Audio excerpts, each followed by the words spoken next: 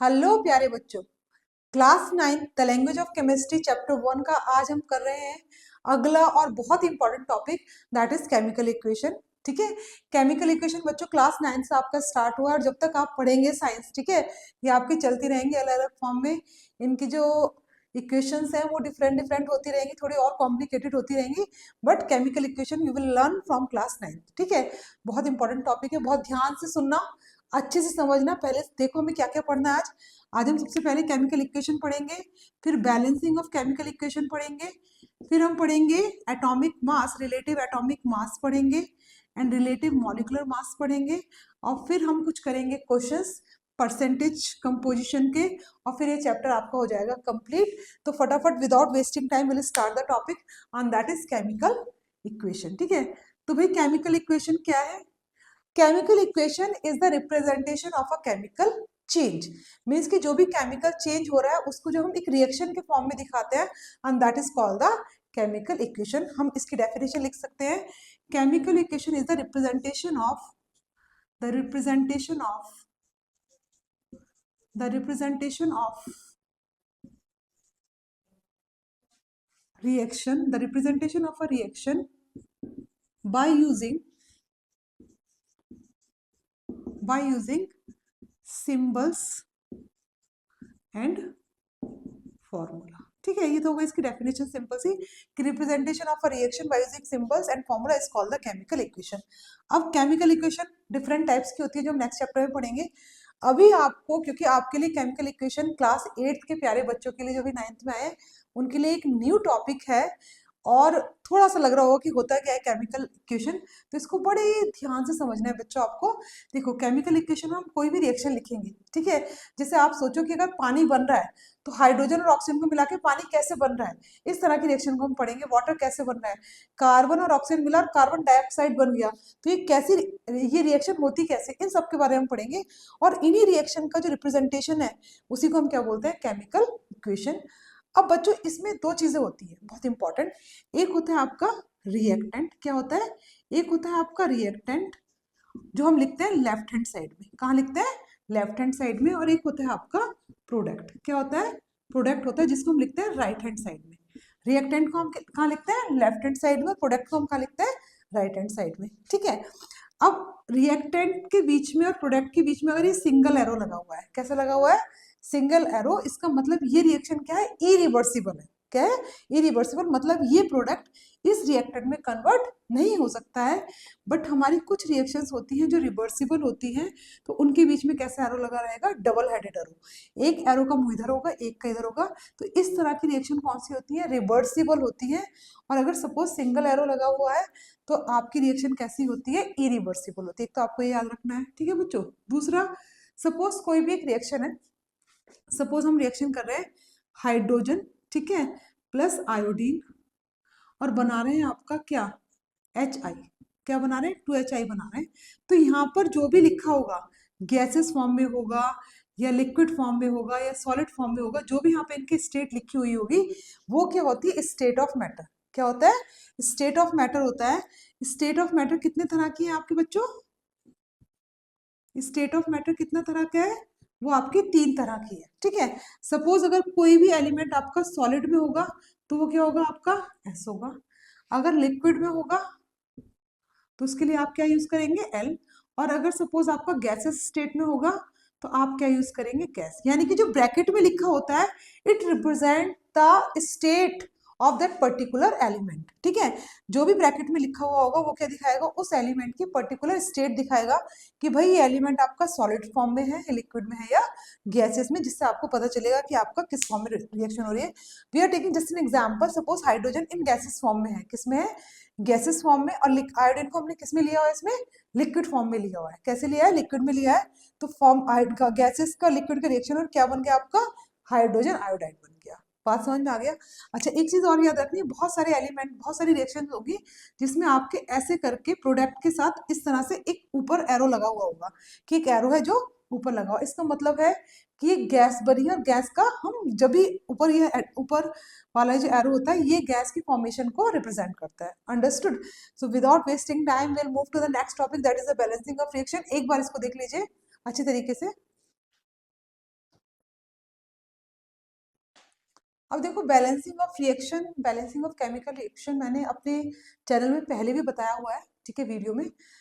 इसको करने का सबसे इजी तरीका है, वैसे हम हिट एंड ट्रायल मेथड से ही करते हैं इसको, हिट एंड ट्रायल मेथड। और हिट एंड ट्रायल मेथड में भी आप यूज कैसे करेंगे, तो मैंने आपको बताया था, आपको याद रखना है नाम मनोज, मनोज, ये मनोज क्या है, मनोज भैया को हमने मनोज कर दिया है, मनोज कर दिया है। सबसे पहले आप मेटल को बैलेंस करेंगे, किसको करेंगे, मेटल को, फिर आप नॉन मेटल को बैलेंस करेंगे, ठीक है, फिर आप ऑक्सीजन को बैलेंस करेंगे, और फिर आप किसको करेंगे, हाइड्रोजन को बैलेंस करेंगे, किसको करेंगे, हाइड्रोजन को। आपको समझ में नहीं आ रहा होगा तो मैं थोड़ा नीट एंड क्लीन लिख देती हूँ इसको, ठीक है। मतलब सबसे पहले आपको मेटल को बैलेंस करना है, फिर आपको नॉन मेटल को बैलेंस करना है, फिर आपको ऑक्सीजन को बैलेंस करना है, और फिर आपको क्या करना है, हाइड्रोजन को, ठीक है। पर ध्यान सिर्फ एक चीज रखनी है कि जब भी आप एक एलिमेंट को बैलेंस कर रहे हैं तो आपको दोबारा से देखना होगा कि कहीं उसके बैलेंस होने से कोई और एलिमेंट डिस्टर्ब तो नहीं हो गया। सपोज अगर हम मेटल को बैलेंस कर रहे हैं तो हमें फिर दोबारा रीचेक करना पड़ेगा कि भाई मेटल के बैलेंस होने से कहीं उस कंपाउंड के और एलिमेंट डिस्टर्ब तो नहीं हो गए।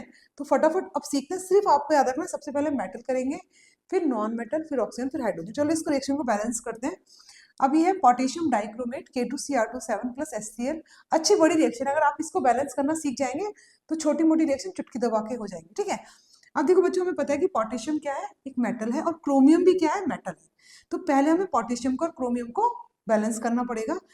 पोटेशियम यहाँ पे कितने हैं, रिएक्टेंट में देखेंगे नंबर, फिर चेक करेंगे प्रोडक्ट में। ये क्या है आपका रिएक्टेंट और ये क्या है आपका प्रोडक्ट है। तो पहले हम रिएक्टेंट में हम देखेंगे कि कितनी मेटल है, फिर हम प्रोडक्ट में देखेंगे। रिएक्टेंट में यहाँ पे पोटेशियम कितने हैं, 2 है, और यहाँ पे क्या है, 1 है। तो अब इसको 2 करने के लिए हम यहाँ नीचे नहीं लगाएंगे 2, ठीक है। हमें 2 कहाँ करना पड़ेगा, इसको बैलेंस करने के लिए आगे कहाँ लगाना पड़ेगा, इधर। तो ये क्या हो गया आपका 2KCl। अब यहाँ पे देखो भाई, हमारे पोटेशियम तो बैलेंस हो गए, लेकिन पोटेशियम के बैलेंस होने से अभी क्लोरीन पे तो कोई फर्क नहीं पड़ा, तो क्लोरीन को बाद में चेक करते हैं। अब क्या है आपका क्रोमियम, यहाँ पे क्रोमियम कितने, 2, और यहाँ पे कितना है, केवल 1। तो यहाँ पे क्रोमियम हमें बैलेंस करना पड़ेगा, यहाँ पे भी हमने कर दिया क्रोमियम 2, ठीक है। तो हमारी मेटल बैलेंस हो गई। अब आई हमारी नॉन मेटल की बारी। तो नॉन मेटल हमारा कौन है, क्लोरीन है। कौन है, क्लोरीन है। तो क्लोरीन यहाँ पे कितना है, 1, और यहाँ पे कितना देखो 1 मतलब 2, तो यहाँ पे हो गया 3 2 6, मतलब इसको ये जो आपका नीचे लिखा रहता है ना बच्चों, Cl3 नीचे लिखा होता है और आगे जो नंबर 2 होता है, तो हमें इसको इससे मल्टीप्लाई करनी पड़ती है। तो कितना हो गया 3 2 6। तो क्लोरीन यहाँ पे कितने हो गए 6, और ये 2 हो गए है ना, ये पूरे के आगे लगा हुआ है ना, तो 2, तो ये कितने हो गए 8। तो 8 6 + 2 8 हो गए, और यहाँ पे हो गए 2 क्लोरीन, और तो ये हो गए हमारे 10 क्लोरीन। कितने हो गए 10, पर यहाँ पे हमारे कितना क्लोरीन है, केवल 1। तो हम इसको क्या कर देते हैं, अभी 10 कर देते हैं। कितना कर देते हैं 10, क्योंकि 2 3 2 6, और ये हो गया आपके 10। अब हमारा क्लोरीन बैलेंस हो गया। अब हमारा नंबर है ऑक्सीजन को बैलेंस करने का। किसको, ऑक्सीजन को। तो ऑक्सीजन हम यहाँ देखते हैं, ऑक्सीजन यहाँ पे कितने हैं, केवल 1 है, पर यहाँ पे ऑक्सीजन कितने, 7। कितने, 7। तो हम ऑक्सीजन को देखते हैं, यहाँ पे हम ऑक्सीजन को बैलेंस करने के लिए यहाँ पे हम कर देते हैं ऑक्सीजन को क्या, 7। क्या कर देते हैं, 7। तो 7 हो गए आपके ऑक्सीजन, यानी कि ऑक्सीजन हमारे बैलेंस हो गए। अब लास्ट बचा हमारा हाइड्रोजन। क्या बचा, हाइड्रोजन। जब हम हाइड्रोजन को बैलेंस कर लेंगे, फिर हमें एक बार दोबारा से रीचेक करना पड़ेगा कि हाइड्रोजन या ऑक्सीजन के बैलेंस होने से कहीं हमारे मेटल्स और नॉन मेटल तो नहीं बिगड़ गए, उनकी बैलेंसिंग तो खराब नहीं हो गई है। तो देखो, अब ऑक्सीजन हो गए हमारे 7 2 14, और किसी भी कंपाउंड में हाइड्रोजन जो है, ऑक्सीजन तो हो गए सॉरी 7, और हाइड्रोजन हो गए 7 2 14। अब और किसी कंपाउंड में, इधर प्रोडक्ट में देखो हाइड्रोजन नहीं है, रिएक्टेंट में भी हाइड्रोजन कहाँ है, केवल यहाँ पे है, और हाइड्रोजन यहाँ पे कितने लिखी हुई है, 10, और यहाँ पे कितने हो गई है, 14।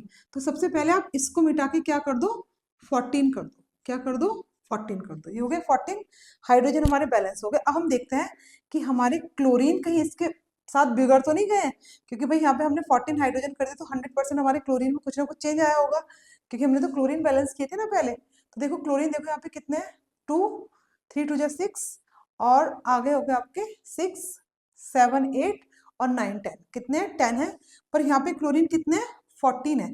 तो अगर हम यहाँ पे कितने 10 हो रहे हैं ना, अगर हम यहाँ पे क्या कर दें, इसको 2 कर दें, क्या कर दें, 2 कर दें, तो हमारे क्लोरीन क्या हो जाएंगे, बैलेंस हो जाएंगे। अब देखते हैं, यहाँ पे 14 क्लोरीन है, 14 HCl का मतलब 14 क्लोरीन है, 14 क्या है, हाइड्रोजन है। यहाँ पे देखो 2 + 6 8, और 4 कितने हो गए आपके, 12 हुए, यानी कि हमें यहाँ पे कितना करना पड़ेगा, 3 करना पड़ेगा। कितना करना पड़ेगा बच्चों, तो 3 2 जा 6, 3 2 जा 6, 6 और 6 कितने हो गए आपके 12 और 2 14। अब ये रिएक्शन है आपकी बैलेंस हो गई, लेकिन इसको फिर से हम एक बार रीचेक कर लेते हैं कि हमारे सारे एलिमेंट बैलेंस हैं। हम फटाफट मेटल से स्टार्ट करेंगे। मेटल्स में कितने हैं 2, पोटेशियम 2, यहाँ पे भी पोटेशियम 2, क्रोमियम देखो 2, यहाँ पे भी कितने 2।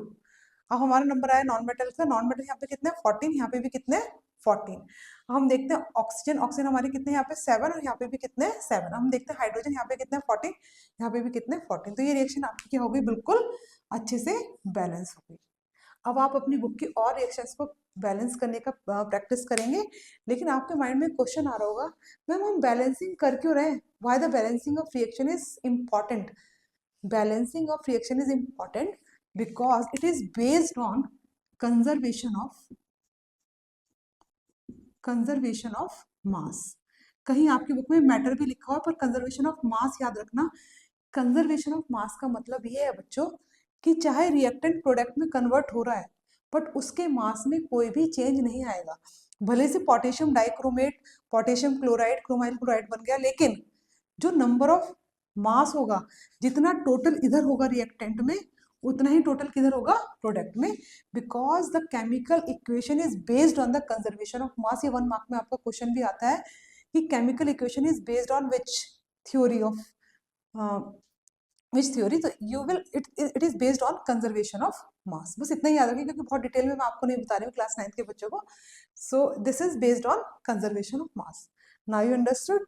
अब इसी के साथ साथ आप और रिएक्शंस की प्रैक्टिस करेंगे बच्चों। एक बात याद रखेंगे, जब भी आप 2 रिएक्टेंट लिखेंगे, बीच में आप क्या लगाएंगे, हमेशा प्लस का साइन लगाएंगे। इन सबके बीच में क्या लगता है, प्लस का साइन लगता है। जब रिएक्शन को बैलेंस करेंगे तो हमेशा कभी भी हम इसके सबस्क्रिप्ट में नहीं लिखते नंबर।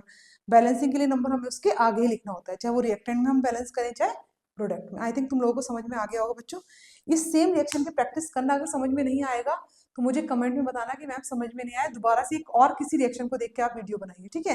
वीडियो लंबी ना हो, तो मैं एक ही रिएक्शन को ले रही हूँ, आप प्रैक्टिस करिएगा, फिर हम अगली और कोई वीडियो भी अगर आप कहेंगे तो मैं दूसरी रिएक्शन के साथ बना दूंगी, ठीक है बच्चों।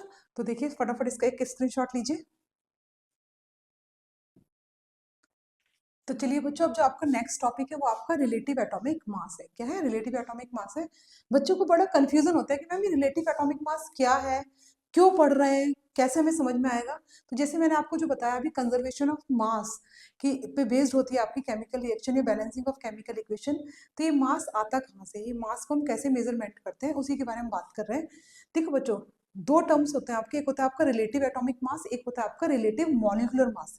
जब हम एक पर्टिकुलर एटम के बारे में बात कर रहे हैं, सपोज हमने हाइड्रोजन लिया है, दैट इज एटम, तो हम अगर suppose we are talking about one atom, so that is relative atomic mass. But when we talk about the molecule, suppose हम बात कर रहे हैं H2 की, एक मॉलिक्यूल की बात कर रहे हैं, तो हम इस रिलेटिव एटॉमिक मास को हम क्या बोलते हैं, रिलेटिव मॉलिक्यूलर मास। अब इसकी डेफिनेशन, क्योंकि क्लास 9th में हम बेसिक्स पे काम करते हैं, तो डेफिनेशंस भी लिखने के लिए आती हैं, आपको डेफिनेशन लर्न करनी पड़ेगी, ठीक है। सीधे क्वेश्चंस भी आते हैं, इस पे बेस्ड न्यूमेरिकल्स भी अभी हम करेंगे, पर क्योंकि आपको थ्योरी समझनी है कि what is the basic of this relative atomic मास, इसकी डेफिनेशन आपको लर्न करनी पड़ेगी। तो पहले इसको समझते हैं कि क्या है। देखो, एटम जो है वो बहुत स्मॉल है, एटम आपको दिखाई नहीं दे रहा है, ठीक है। एटम इतना स्मॉल है कि इसका हम डायरेक्ट वेट नहीं कर सकते। तो इनिशियली क्या हुआ कि जब हमारे बहुत सारे एलिमेंट डिस्कवर नहीं हुए थे, तो हम हाइड्रोजन को लेते हैं। बस ऐसे समझो कि सपोज एक ये आपका मेजरमेंट है, ठीक है, आपका एक तराजू है, समझो कि ठीक है, आपका क्या है, एक तराजू है, और एक बैलेंस में आप एक साइड में आपने क्या रखा हुआ है, हाइड्रोजन रखे हुए हैं, दूसरी साइड में आपने दूसरा एलिमेंट रखा हुआ है, ठीक है। तो हाइड्रोजन, अब सपोज ये नीचे जा रहा है, ये वाला क्या जा रहा है, नीचे जा रहा है, और हाइड्रोजन ऊपर, तो आपने और हाइड्रोजन बढ़ा दी, और हाइड्रोजन बढ़ा दी। इस तरह से हमने देखा कि भाई इस एटम का जो मास है वो हाइड्रोजन के रिलेटिव में कितना है, ठीक है। फिर जैसे जैसे और एलिमेंट डिस्कवर हुए, तो हाइड्रोजन को हमने हटाया, फिर हमने जो एटम्स का मास का मेजरमेंट किया, that is to relative to the carbon. और कार्बन भी क्या, 1/, कार्बन के और भी आइसोटोप्स होते हैं, तो 1/12 ऑफ कार्बन मीन्स कि एक एटम कितना हैवी है, कितना उसका मेजरमेंट है, कितना उसका वेट है, ठीक है, weight not measurement, not in length, कितना उसका वेट है, उसको हमने किससे कंपैरिजन किया, 1/12 ऑफ कार्बन, ठीक है। इसकी डेफिनेशन लर्न करोगे आप। रिलेटिव एटॉमिक मास क्या हुआ, relative atomic mass is the number of times, कि कितने number of times of one atom of an element, एक एलिमेंट का one atom, relative atomic mass is the number of times of one atom of an element heavier than 1/12 the mass of the carbon. इसको ऐसे याद करोगे कि एक atom किसी भी एलिमेंट्स का 1/12 कार्बन एटम से कितना हैवी है। एक साइड में, अब बस ये माइंड में अपने रखना कि एक बैलेंस है जिसमें एक, उसमें क्या रखा हुआ है, कार्बन रखा हुआ है, इधर रखना, लेफ्ट साइड में क्या रखा हुआ है, कार्बन 1/12 रखा हुआ है, इधर की साइड आपने दूसरे रखे। तो हम देख रहे हैं कि ये वाला इससे कितना हैवी है, कितना लाइट है, बस ये कितना हैवियर है, लाइट मास याद रखना, बस हैवियर है, ठीक है। बस अगर हम रिलेटिव मॉलिकुलर मास के रिलेटिव आर एम एम, ये भी आपके क्योंकि सिलेबस में आपको याद करना है, अगर हम रिलेटिव मॉलिकुलर मास करेंगे तो डेफिनेशन सिर्फ एक ये याद कर लो, सब कुछ सेम है, सिर्फ यहाँ पे एलिमेंट्स की जगह, सॉरी, यहाँ पे रिलेटिव एटॉमिक मास की जगह आ जाएगा relative molecular mass is the number of times of one molecule, atom की जगह क्या आ जाएगा, मॉलिक्यूल ऑफ एन एलिमेंट की जगह आ जाएगा सब्सटेंस, क्या आ जाएगा, substance heavier than 1/12 the mass of the carbon. Video लंबी ना हो इसलिए मैंने आपको बता दिया। तो आरएमएम में एटम की जगह आ जाएगा मॉलिक्यूल और एलिमेंट की जगह आ जाएगा सब्सटेंस या कंपाउंड, ठीक है। तो हैवियर देन, बाकी सब कुछ सेम रहेगा। अब रिलेटिव एटॉमिक मास के साथ साथ एक ग्राम एटॉमिक मास भी आता है। तो what is gram atomic mass? Gram atomic mass is the atomic mass of an element. क्या है कि हम एटॉमिक मास जो है अगर हम उसको किस में दिखा रहे हैं, ग्राम में दिखा रहे हैं, किस में दिखा रहे हैं, ग्राम में दिखा रहे हैं, तो वही क्या हो गया आपका ग्राम एटॉमिक मास। और अगर ग्राम मॉलिक्यूलर मास की बात करेंगे तो वो क्या होगा आपका, मॉलिक्यूल का मास भी किस में होगा आपका, ग्राम में होगा। जो मैं अब आपको निकालना सिखा रही हूँ, इस डेफिनेशन को फटाफट नोट डाउन कर लो। तो बच्चों रिलेटिव एटॉमिक मास या रिलेटिव मॉलिक्यूलर मास निकालना बहुत ही ज्यादा सिंपल है। बस आपको उन एटॉमिक मास का जो वेट है वो दिया हुआ होगा आपके क्वेश्चन पेपर में, और कुछ का आपको याद करना होगा, वो याद हो जाता है जब हम क्वेश्चंस की प्रैक्टिस करते हैं। बाकी आपको सिर्फ एडिशन आना चाहिए, अगर आपको एडिशन आता है तो you can easily understand relative atomic mass and molecular mass, ठीक है। तो हम रिलेटिव एटॉमिक मास और रिलेटिव मॉलिक्यूलर मास में बेस्ड जो सिंपल क्वेश्चन आते हैं उन पर बात कर रहे हैं। अब सपोज एक सिंपल सा लेते हैं जो हमारे लिए सबसे ज्यादा जरूरी है, H2O। क्या होता है H2O? किसका फॉर्मूला है? वाटर का, ठीक है। एक ले लेते हैं सिंपल सा हम, चलो कार्बन डाइऑक्साइड ले लेते हैं। तो देखो बच्चों होता क्या है, एडिशन हम कैसे करेंगे, हाइड्रोजन कितने, 2 है, ऑक्सीजन कितना है, 1 है, पहले हमें याद रखना है। अब हाइड्रोजन का जो एटॉमिक मास होता है वो कितना होता है, 1 होता है, कितना होता है, 1। और कितने हाइड्रोजन दिए हुए हैं, 2। तो आप क्या करोगे, 1 इंटू 2, बीच में क्या लगाओगे, दूसरे एलिमेंट का मास को लिखने के लिए बीच में क्या लगाओगे, प्लस का साइन। ऑक्सीजन कितना है, 1 है, और कितना है ऑक्सीजन का मास, 16। कितना है, 16। बाकी जो 16 पॉइंट कुछ होता है, हाइड्रोजन का 1.00 ऐसा कुछ नहीं लेना आपको, सिर्फ सिंपल, ठीक है, लेना है 1 इंटू 2। तो ये हो गया आपका 1 इंटू 2 का मतलब 2 प्लस 16, तो कितना आ गया आपका टोटल 18, यानी कि वाटर का मास कितना आ गया, 18। अब कार्बन डाइऑक्साइड का देखो, कार्बन का एटॉमिक मास कितना होता है, 12। ऑक्सीजन का कितना होता है, वही बताया यहाँ पे 16। तो और दूसरे एलिमेंट्स के बीच में हम क्या लगाएंगे, प्लस, जब मेजरमेंट करेंगे। और ऑक्सीजन कितने यहाँ पे 2, तो 2 इंटू कितना 16, कितना हो गया 2 इंटू 16। तो ये क्या आ गया आपका 12 प्लस 16, 16 टू ज़ा 32, तो कितना हो गया बताइए 44, 2 2 2 4, और ये हो गया आपको 44। अब 44 AMU, ये 44 U एटॉमिक मास यूनिट लिखा होगा, वो आप समझ जाएंगे, that is your relative atomic मास। और रिलेटिव एटॉमिक मास यानी कि जो हम एटॉमिक मास का, रिलेटिव एटॉमिक मास का मेजरमेंट हम ग्राम में करते हैं, and that is your atomic mass unit, जो इसकी यूनिट है, ठीक है। इसको AMU भी लिखा होता है कहीं पे, यू भी, बस निकालने का तरीका ये है, ठीक है। एक और थोड़ा सा जो आपको लगता है कि मैडम कुछ और थोड़ा बड़ा सा करके देखते हैं, एक देखते हैं हम Na2SO4। क्या है Na2SO4? तो कितने एलिमेंट है, 1 2 3, एलिमेंट कितने, 3 है, लेकिन उनके नंबर क्या है, अलग अलग है। सोडियम कितना है, 2 है, तो 2 इंटू सोडियम का एटॉमिक वेट होता है 23। सल्फर का कितना होता है, 32। सल्फर कितना है, केवल 1 है। ऑक्सीजन का मैंने बताया आपको 4 इंटू 16। बस कुछ नहीं करना, multiply and addition, multiply and addition.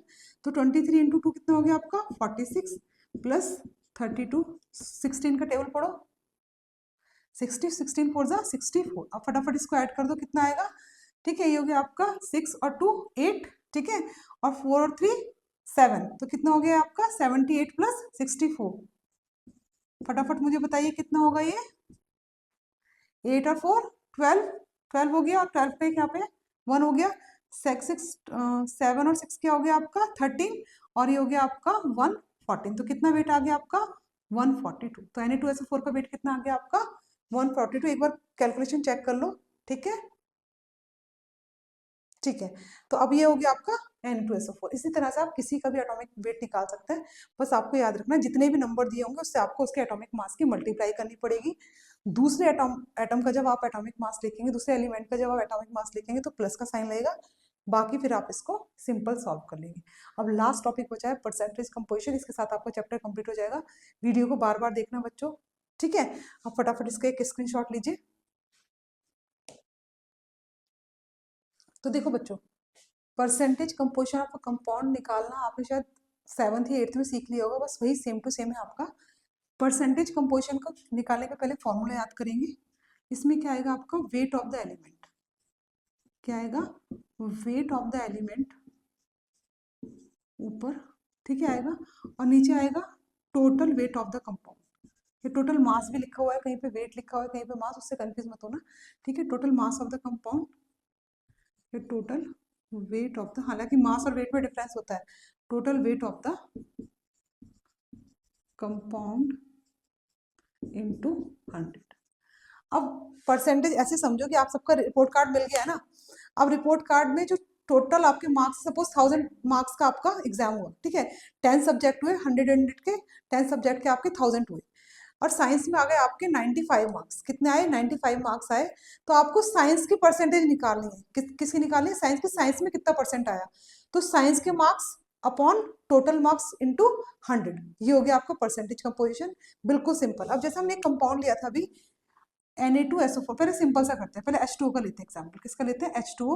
और H2O में मुझे परसेंटेज कंपोजिशन का मतलब मुझे हाइड्रोजन की भी परसेंटेज पता करनी है कि कितनी है, और ऑक्सीजन की भी परसेंटेज पता करनी है कि कितनी है। तो हम क्या करेंगे, सबसे पहले हमें क्या पता होना चाहिए कि हाइड्रोजन का एटॉमिक मास कितना है। तो हाइड्रोजन का एटॉमिक मास हमें कितना है पता है, 1 है। कितना है 1 है। और कितने हाइड्रोजन है 2 है। तो 2 × 1 यानी कि हाइड्रोजन का जो मास है वो टोटल कितना है इस कंपाउंड में 2 है। ऑक्सीजन का हमें पता है कितना होता है 16। तो ऑक्सीजन का जो एटॉमिक मास है वो कितना है 16 है। ये हमें पर्टिकुलर एक एक एलिमेंट का पता चल गया। और टोटल हमें पता है कि कितना होता है 18 होता है। कितना होता है 18। अब मुझे परसेंटेज कंपोजिशन निकालना है हाइड्रोजन का और ऑक्सीजन का अलग अलग। तो हमारा according to formula weight of the element upon total weight of the compound. अब हाइड्रोजन का वेट इसमें कितना है 2, 2 अपॉन 18 इंटू 100, 2 अपॉन 18 इंटू 100। ये क्या आ गया आपका हाइड्रोजन की परसेंटेज आ गई। किसकी परसेंटेज आ गई हाइड्रोजन की। यहाँ लिख देती हूँ मैं, ठीक है, पहले आपने वो देख ही लिया होगा। तो हाइड्रोजन की परसेंटेज क्या आ गई फॉर्मूले के अकॉर्डिंग। हाइड्रोजन कितने हैं वाटर के अंदर, हाइड्रोजन कितने हैं 2 है। कितने 2 है 2 × 1 तो आ गया 2 अपॉन 18 इंटू 100। ऐसे ही ऑक्सीजन देखो, ऑक्सीजन कितने 16 है। तो 16 अपॉन 18 इंटू 100। तो ऑक्सीजन कितने हो गए आपके 16 अपॉन 18 इंटू 100। सिंपल है, जैसे सॉल्व करोगे आपका आंसर आ जाएगा, ठीक है। अब देखो आपका अगला देखो, एक कंपाउंड हम लेते हैं, जैसे हम लेते हैं Na2SO4। क्या लेते हैं Na2SO4। हमें पता है इसका टोटल वेट कितना आया था 142। कितना आया था 142। अब इसमें मुझे सोडियम का अलग चाहिए, सल्फर का अलग चाहिए, ऑक्सीजन का अलग। बच्चे कंफ्यूज इसलिए होते हैं क्लास 9 में, छोटे छोटे तो बच्चे 8 से तो आया अभी, कि मैडम इसमें हम सोडियम का एक लेंगे या टोटल लेंगे 46। टोटल लेना पड़ता है बेटा। 2 सोडियम है यानी कि 46 मास है, ठीक है। ऑक्सीजन 4 है यानी कि 64 है। एक का 16 है और 4 का 16 4 जा 64। तो कैसे निकालेंगे, देखो सोडियम का हो गया आपका 46 अपॉन 142 इंटू 100। ये किसका हो गया आपका सोडियम का परसेंटेज कंपोजिशन। क्या निकाल रहे हैं हम यहाँ पे परसेंटेज कंपोजिशन। सल्फर का क्या हो गया, सल्फर का कितना बताया था मैंने आपको 32 अपॉन 142 इंटू 100। इसका आंसर मुझे आप कमेंट्स में बताएंगे सबका। ऑक्सीजन का कितना हुआ था 64 था। तो 64 अपॉन 142 इंटू 100। तो ये सब इनका क्या आ गया परसेंटेज कंपोजिशन। अब परसेंटेज कैलकुलेशन आपको आनी चाहिए 9th क्लास में। अगर नहीं आएगी कि मैम हमें परसेंटेज की कैलकुलेशन नहीं आती तो मुझे कमेंट में बताइएगा, फिर मैं आपको इसको कैलकुलेट करने का एक ईजी तरीका बताऊंगी, ठीक है। तो आई होप तुम्हें पूरा चैप्टर क्लियर हो गया होगा। ये पूरा चैप्टर मैंने आपको 4 वीडियोज में कराया है, ठीक है। अगर कोई बच्चा सिर्फ यही वीडियो देख रहा है तो पहली वीडियो देखिएगा फर्स्ट, जिसमें मैंने सिंबल बताया आपको। सेकंड वीडियो में आपको मैंने वैलेंसी, वेरिएबल वैलेंसी और रेडिकल्स बताया। थर्ड वीडियो में मैंने आपको chemical formula, how to write chemical formula, उसकी ट्रिक्स बताई। और लास्ट में मैंने आपको एक chemical equation, balancing of chemical equation, relative atomic mass, relative molecular mass and percentage composition का कैलकुलेशन भी बताई और आपको उनकी डेफिनेशन भी बताई। आई होप आपको वीडियो समझ में आई होगी बच्चों। अगर वीडियो आपको समझ में आई है तो चैनल को सब्सक्राइब कीजिए, लाइक कीजिए, शेयर कीजिए।